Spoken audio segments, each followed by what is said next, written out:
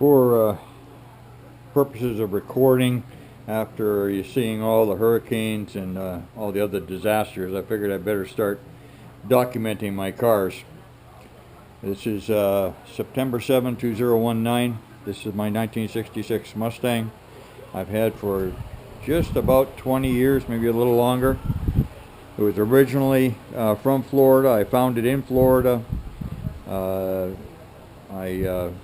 redid the car a long time back, almost 20 years ago now, for the kids to go to high school in when they got their license. That lasted a couple of years, and they, two girls, twins, and they didn't like the car after a while. They wanted something more modern, so I repossessed it, and this is what I've got. It's pretty decent shape. Last time it was painted was probably about 12-15 years ago now. Painted twice since I had it. Same color as original. I didn't like the first paint job. It didn't come out real good. This one's good, but again, it's 15 years old. It's got chips in it, marks in it. Let's see. Those are new wheels, new tires. I've changed them a few times over the years. These are the latest. The trunk I originally installed, removed the original gas tank, installed a Jazz racing fuel cell with foam with a steel container. I put a firewall back there. The kids originally wanted this stereo system. I have the speaker for this side, but I've removed it. I don't use it. Put a rear battery in it. 22-gallon fuel cell. That wing on the back is a wing made out in Vegas by, oh shoot, I can't remember the name now, but it'll come to me. But damn expensive is what it was. The inside, I've got a full cage. Back when we did it, it's an 1.5-inch tube. At that time it was legal. It's not legal to race anymore, but I'm sure it'll still do the job if I'm ever unfortunate enough to try it out. This is the back of the car. You have to be a dwarf to sit back there now with all the bars I've got going across it.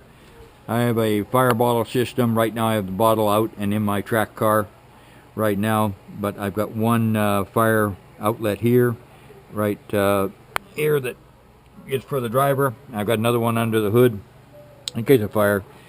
You can see all the different gauges I put in here for everything: transmission temperature, engine temperature, pressure, volt. This is fuel for the Jazz fuel cell.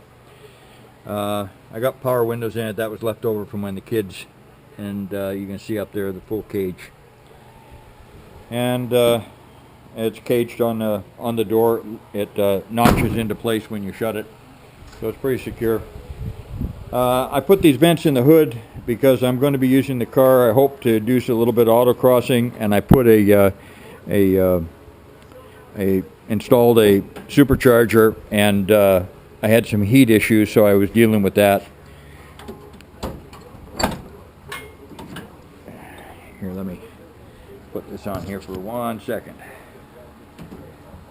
All right, there we go. I don't have a holder for my camera, so I don't care what you think about it. But there's underneath the hood. The car originally before me, the guy, I have no idea why in Florida, but he had it Z-barred, and you can't get that stuff off, so I just left it on. It acts sort of like a sound deadener, I guess. But this is the engine. It's a 302 9-to-1 compression, comp cams. It was built out in Arizona at a speed shop, and I had it shipped to me. This is a Paxton supercharger. I put it in myself a few weeks back. Gone through the teething issues. I was right away, the engine compartment was heating up and I didn't like it, so I put the vents in. That helped a lot, but the cooling still wasn't. It's never been good. I went through 3 different radiators, and then finally I bit the bullet, bought a good one. This is a Griffin aluminum, made in the States, which is great. And I opened the radiator support up about 6 inches because it's a wider radiator than a stock 66. It's actually for 69. I offset the small 16-inch fan, and I opened up the rad support about 6 inches, and man, this thing runs cool. It is fantastic. I should have done this decades ago. The best thing I ever did.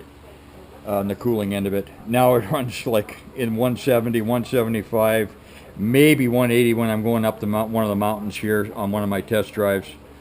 I made this Monte Carlo bar because obviously you can see it doesn't go over the Paxton, and I've modified everything under here. It's got Phytech fuel injection, it's got a McRobb fuel delivery system. I've got a Hydro Boost power brakes. I've got 4-wheel disc brakes on this thing now. I'm running Coney racing shock absorbers in it. I'll get a picture of it, I guess, underneath, but it's a really straight car. Really, it's really good car. No issues with it. I probably got if I had to guess, less than 1,000 miles on that engine. I broke it in about 500-600 miles, and that's it. I'm hardly use it, but it's a lot of fun, and I hope to use it on autocross and maybe take it to the track instead of my Cooper S and give it a shot out there. And